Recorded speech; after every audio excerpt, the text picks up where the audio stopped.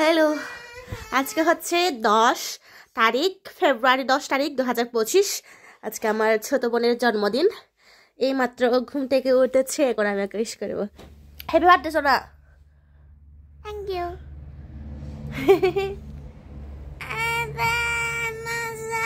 আজকে তোমার বার্থডে?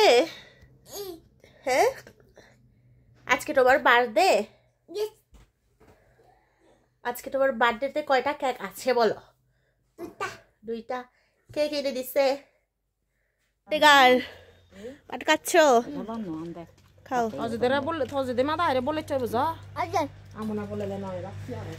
কি তরকারি দিয়ে ভাত খাচ্ছো?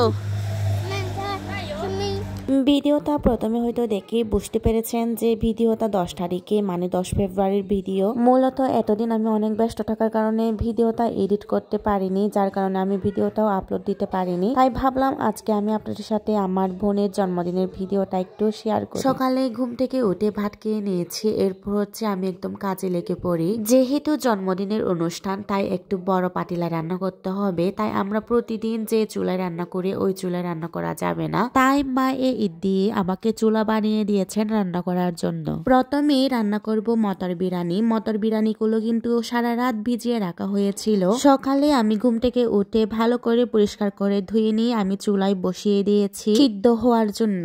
আমাদের একটা ট্রেডিশনাল খাবার রয়েছে যেটা সবার কাছে অনেক জনপ্রিয়, যার নাম হচ্ছে পাজন, যা অনেকেই পছন্দ করে। এই পাজনটা মূলত অনেকগুলো সবজি মিক্স করে রান্না করা হয়, যাকে বাংলা ভাষায় মিক্স সবজি বলা হয়। এই পাজন তরকারিটা মূলত আমাদের সবচেয়ে একটা জনপ্রিয় উৎসব বিজুতে রান্না করা হয়। বিজুতে রান্না করার সময় কিন্তু 32 প্রকারের শাকসবজি থাকে, এমনকি অনেক সময় এর থেকেও বেশি হয়। এই মিক্স সবজিটা যখন বিজুর সময় রান্না করা হয় তখন পাজন বলা হয়, আর অন্যান্য সময় যখন রান্না করা হয় আমার মতে এটা গন্ধ বলা হয়। তো যাই হোক, এসব বলতে গেলে আমার ভিডিওটাও শেষ করতে অনেক সময় লাগবে। আজকে যেহেতু আমার ছোট বোনের জন্মদিন, তাই আমরা ঠিক করেছি আমরা পাজন রান্না করব, মানে মিক্স সবজি রান্না করব।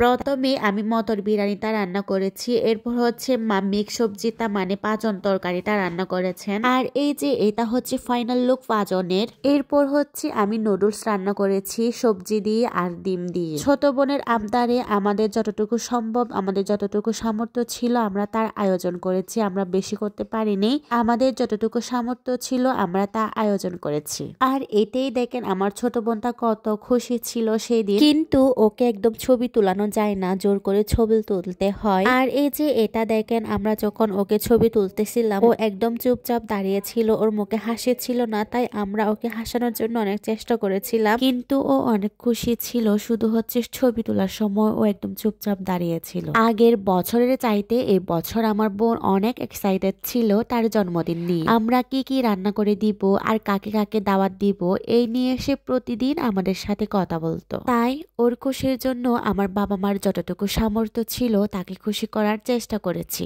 আমাদের মধ্যবিত্ত পরিবার, তাই অত বড় করে জন্মদিন পালন করার ইচ্ছা থাকলেও সামর্থ্য নেই। তবে আমার ছোট বোন এতে অনেক খুশি হয়েছে, আর আমাদের পরিবারের সবাই আমরা যা পাই তাতেই খুশি থাকি আর থাকার চেষ্টা করি।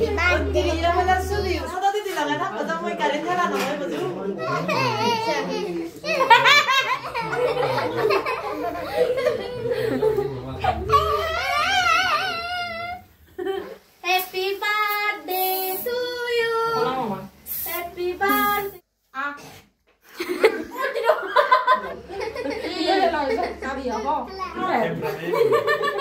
তো এই ছিল আমার ছোট বোনের জন্মদিনের একটা ছোট ভিডিও। আমার ছোট বোনের জন্য সবাই আশীর্বাদ করিয়েন, ও যাতে মানুষের মতো মানুষ হতে পারে, আর হচ্ছে আমার বোন যাতে সুস্থ থাকতে পারে সব সময়। আমি যে ইচ্ছা বা স্বপ্নগুলো পূরণ করতে পারিনি, আমার ছোট বোন যাতে এগুলো করতে পারে। এই বলে আজকের ভিডিওটা এখানে শেষ করছি। ভালো লাগলে শেয়ার করবেন, আর হচ্ছে কমেন্ট করতে ভুলবেন না। সবাই ভালো থাকবেন। Tata, bye bye.